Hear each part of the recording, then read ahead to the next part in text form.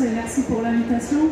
Effectivement, je vais plus parler, pas avec le regard d'une enseignante-chercheuse, même si c'est mon boulot, mais je ne suis pas historienne, sociologue, mais j'ai parlé comme porte-parole d'ATTAC depuis un certain nombre d'années. Donc c'est une organisation qui par ailleurs se retrouve quand même à la conjonction de nombreuses luttes, que ce soit au niveau national ou local, quoi. Donc voilà, c'est à partir de ce regard-là, en tout cas, que j'ai fait ce bouquin du bloc arc-en-ciel. Je vais expliquer pourquoi le bloc arc-en-ciel. Mais je voulais repartir du titre de la conférence, la gauche à la croisée des chemins. Je pense que c'est pas que la gauche à la croisée des chemins, c'est la société qui est à la croisée des chemins, dans le sens où on a deux voies diamétralement opposées qui maintenant s'offrent à nous, avec d'un côté un bloc dirigeant qui approfondit son agenda néolibéral, qui par ailleurs profite du Covid pour l'approfondir encore plus, à travers une forme de stratégie du choc. Et de l'autre, une population qui rejette ça massivement, qui le rejette de manière radicale, je vais y revenir, dans des mouvements sociaux qui, de mon point de vue, rejettent de plus en plus le système. Et donc, évidemment, face à tout ça, les rapports sociaux ne peuvent que se tendre, et finalement, les classes sociales, finalement, sont à nu, quoi. Et en même temps, donc, on est face à une gauche électorale, je dirais, qui paraît faible, certes, mais moi, je ne réduirai pas la gauche à ce qui se passe sur le plan électoral. Comme ça a été dit, il y a des mouvements sociaux, en tout cas, qui sont, alors certes, qui sont peut-être un peu plus faibles depuis qu'il y a la crise du Covid, parce que ça a attaqué nos collectifs militants, c'est clair. Mais voilà, je vais en reparler, où il y a de la créativité, où il y a des alliances aussi inédites qui se forment. Et puis je ne suis pas sûre que les idées de gauche soient si minoritaires que ça dans la société. Bon, l'UMA avait fait paraître un sondage il y a quelques mois qui était assez édifiant sur... Juste pour compléter, en fait, on a publié là vendredi à l'ouverture de la fête, donc on fait un baromètre sur la gauche.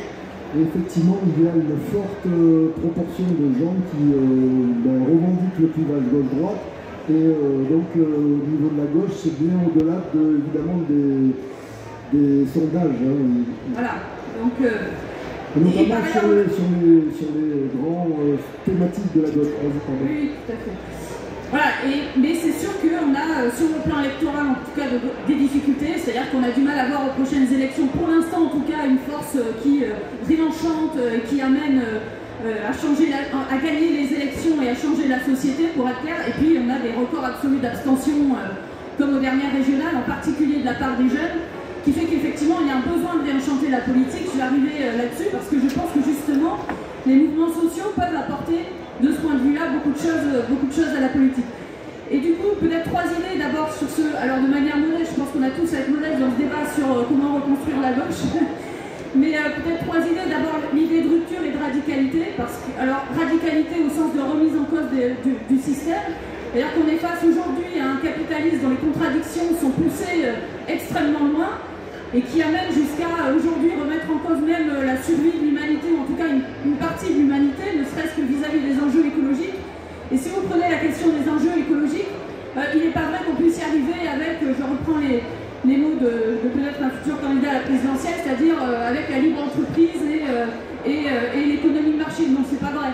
C'est-à-dire que si vous voulez vous attaquer réellement aux enjeux écologiques, c'est remettre la puissance publique au centre d'un certain nombre de choses, mais surtout retirer de la logique, extirper de la logique de la rentabilité financière, tout ce qui est de l'ordre du choix, de l'allocation du travail, de l'allocation des financements. Donc ça veut dire une resocialisation d'une partie du système bancaire, financier, etc. Donc c'est évidemment, et puis ça veut dire évidemment aussi une mise sous contrôle assez drastique des multinationales. Donc c'est évidemment une remise en cause assez radicale du système en place.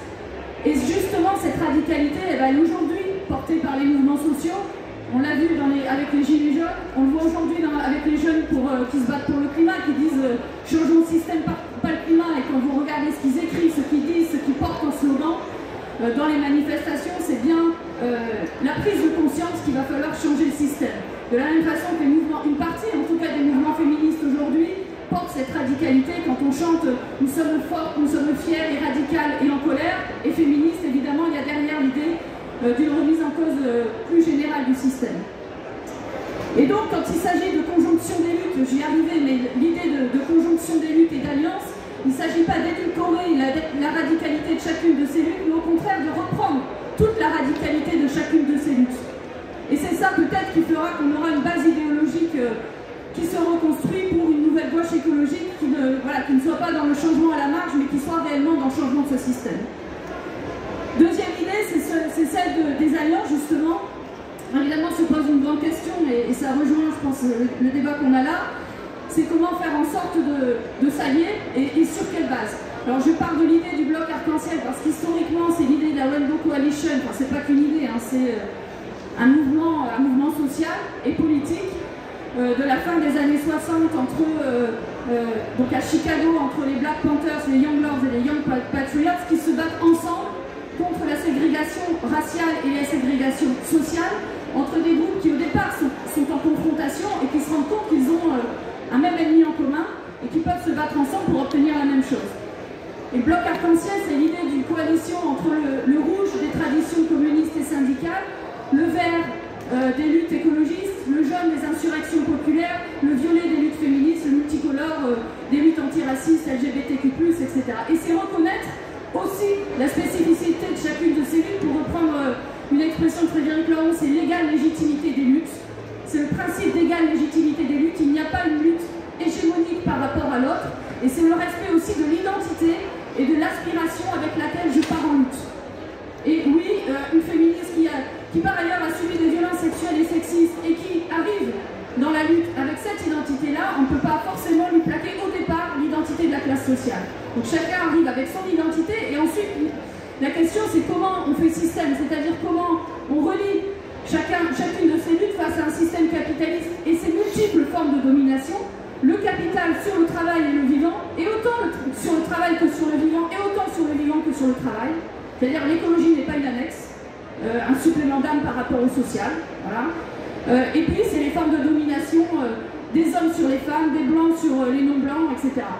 Et c'est ces formes de domination-là, et chacune de ces formes de domination qui est à respecter, qui est à révéler face à un Emmanuel Macron qui par ailleurs a une idéologie de la fin des idéologies. C'est-à-dire que pour lui, il essaye évidemment, avec la droite, ils essayent de nier l'ensemble de ces formes de domination, et c'est justement à la gauche de révéler à nouveau l'ensemble de ces formes de domination sans nier chacune de ces luttes. Donc, principe d'égale légitimité des luttes. Alors évidemment, c'est sans enfermement dans chacune des luttes. C'est tout le défi d'un moment avoir des recouvrements entre ces luttes. Et on a parlé de certaines de ces expériences. Je pourrais parler par exemple du collectif Plus Jamais Ça entre organisations syndicales et environnementales. Il ne s'agit pas de nier nos désaccords. Vous ne résoudrez pas complètement le désaccord entre Greenpeace et la CGT sur le nucléaire. Mais c'est pas le souci. On essaye déjà de s'unir sur les 90-95% de ce qui fait accord entre nous. On essaye de faire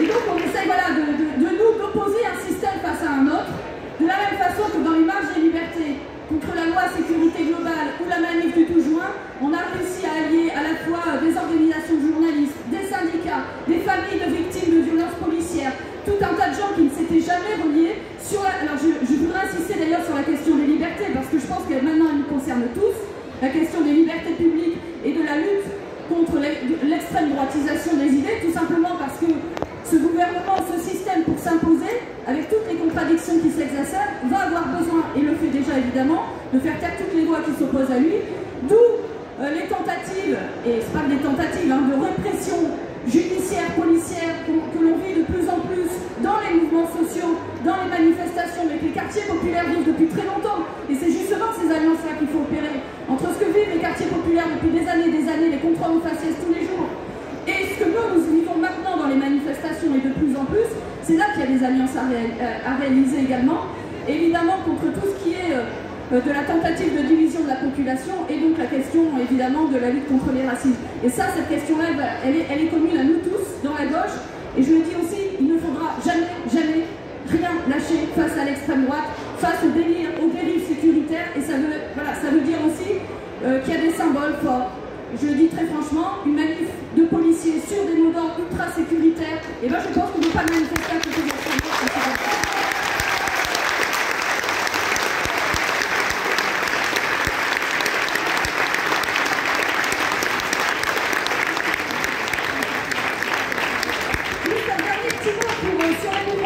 Et comment on va pouvoir irriguer aussi la politique à travers les mouvements sociaux. Je dirais juste un mot d'espoir voir aussi, je pense qu'on est très riche aujourd'hui de cette diversité tactique, de cette complémentarité tactique, des plaidoyers aux manifestations classiques, des réappropriations d'espace à tout ce qui est des luttes que j'appelle interstitielles, dans les espaces laissés par le capitalisme quand on occupe une ZAD, etc. Et cette complémentarité des tactiques, c'est ce qui nous a permis, par exemple, d'avoir des victoires partielles contre l'aéroport de Notre-Dame-des-Landes, tout même dans le mouvement des retraites de 2019-2020. Regardez l'immense créativité, l'immense pluralité de formes de mobilisation qu'il y a eu pendant le mouvement des retraites de 2019-2020, qui a permis, en partie en tout cas, de faire reculer le pouvoir. C'est ce qu'il y a eu aussi au moment des Gilets jaunes. Et je crois que c'est ça aussi qui doit pouvoir irriguer aujourd'hui le monde politique. Donc non, ne nous disons pas que la gauche va mal. La gauche va mal sur un certain plan, mais la gauche sociale et politique, la gauche écologique de mon point de vue, eh bien il s'y passe plein de choses. Il faut pouvoir maintenant irriguer les champs entre eux.